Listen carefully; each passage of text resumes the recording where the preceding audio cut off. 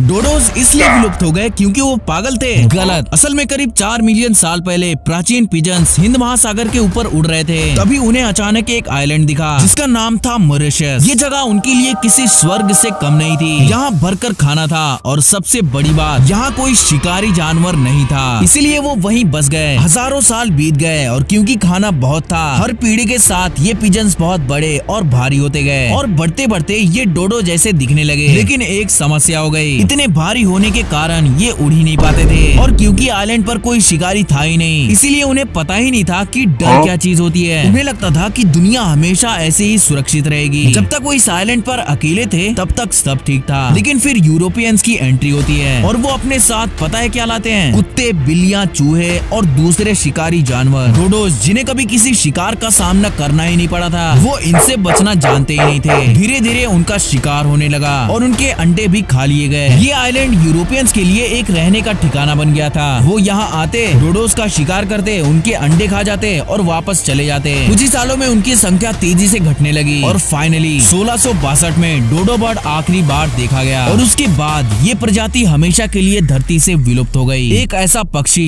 जो सिर्फ इसलिए खत्म हो गए क्योंकि वो बहुत सीधे और इंसानों पर भरोसा करने वाले थे।